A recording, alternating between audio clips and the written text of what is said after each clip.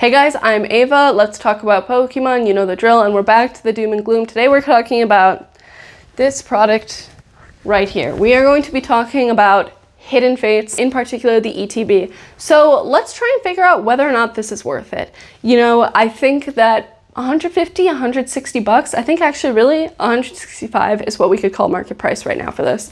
That is pretty steep, but I think that it could potentially be worth it. So let's talk about this more in detail. So Hidden Fates ETB, $165 is what we're gonna say. Really anywhere from $150 to $165, and of course, if you can find it cheaper, that's great.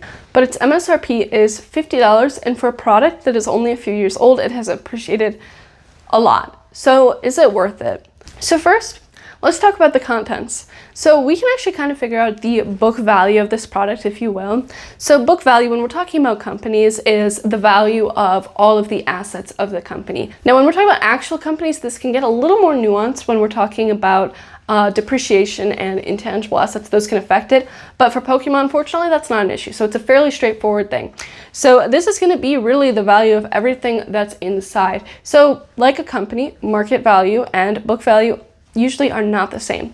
So for Hidden Fates, there are 10 packs in it. Now, each of these packs is going for about $16, right? That's a lot. That's a lot. And on TCG Player, you can see they've been selling for that much, and some people have even been paying a little bit higher. But as of when I last checked, there were, I think, 238 packs listed for $16 a piece. So we can say that 16 times 10, very easy calculation, is $160. Right there, we've already basically made up the value of the box, but then we also have our promo. So that's maybe gonna be like $6 near mint. I think that's a fair price, so $166. Then we have the sleeves, which maybe are another $5. And then maybe the rest of the contents of the box are gonna be what, like another $5. So we can really say that the book value is like $176. Now, I'm not telling you to crack this open and sell it for parts, because you will not make any money doing that because of all the different fees and the shipping costs. But what this suggests to me is that either the contents are overpriced or the box is underpriced, because we've talked about this multiple times.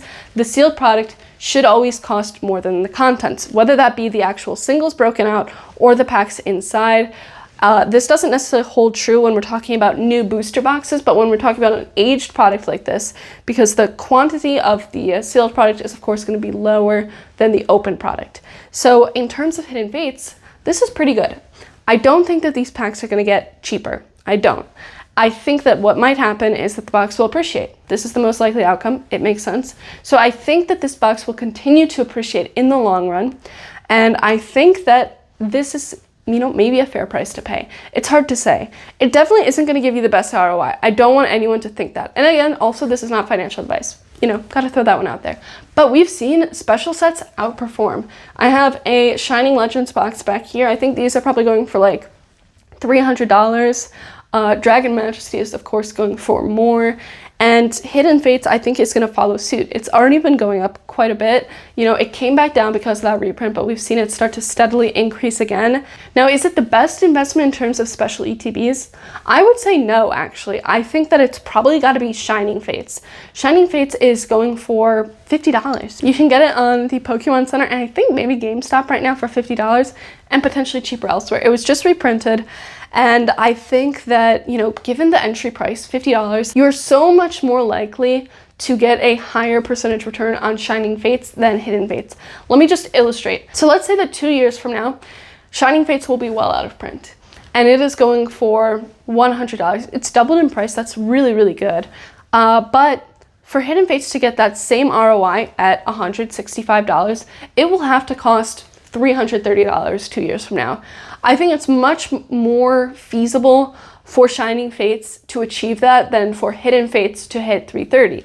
Do I think both are possible? Yes. Do I think both are likely? I don't know. You know, we don't know. If we say we do, we're lying.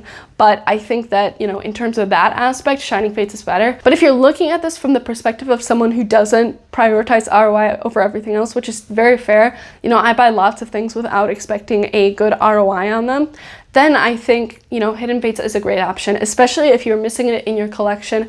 I think that this might be something that, you know, is worth buying for you. You know, I don't think that I can endorse the Ultra Premium Collection at the $350 price mark, but I'm more willing to say that Hidden Fates is worth it at $165.